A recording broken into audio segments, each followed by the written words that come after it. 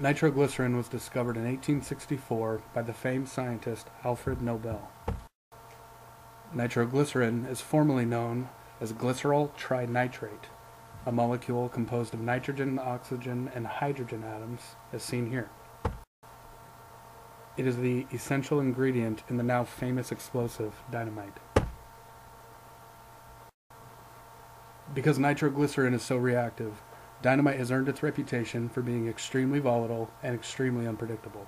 So kids, you might not want to try this at home. In order to stabilize the nitroglycerin, traditional dynamite uses sawdust soaked in nitroglycerin, wrapped in a protective coating, and attached with a fuse connected to a blast cap. The purpose of the blast cap is to send a shock through the stick of dynamite. Traditionally, the blast cap is attached to a plunger, and one little push on the plunger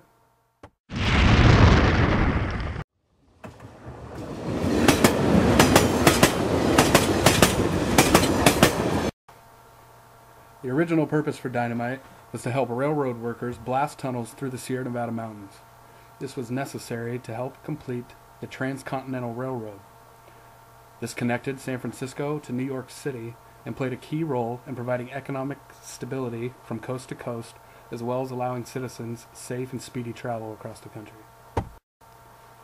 The power and effectiveness dynamite showed at blasting through mountains soon caught the eye of the military. The military decided it would try and harness this newfound explosive power.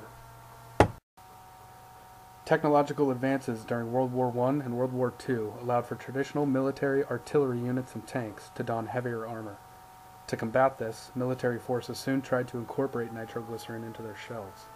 This allowed them to have a firepower advantage, and many hoped that they would be able to outgun their opponents.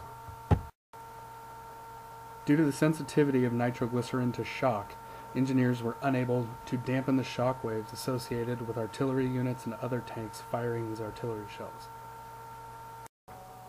The unpredictable nature with these shells sometimes caused premature detonation, which would kill all friendly forces in the immediate vicinity.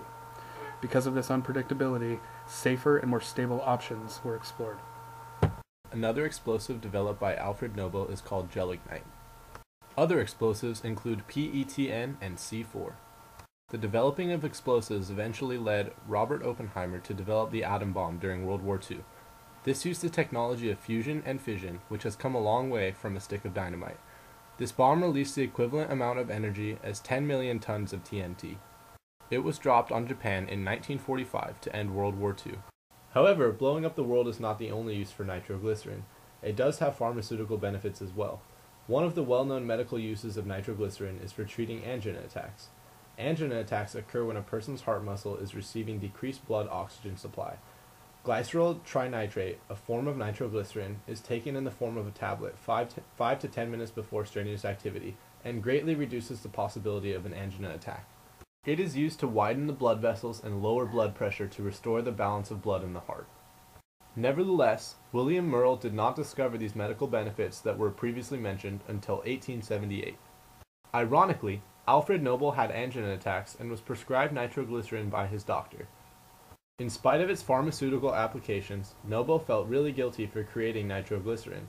This guilt was especially intense for him after his younger brother was killed in a tragic accident involving dynamite. In an attempt to make up for it, he started a fund known as the Nobel Peace Prize, trying to promote peace and counteract the havoc wreaked by the dynamite. Winners of this award include the Dalai Lama, Martin Luther King Jr., Mother Teresa, and many more.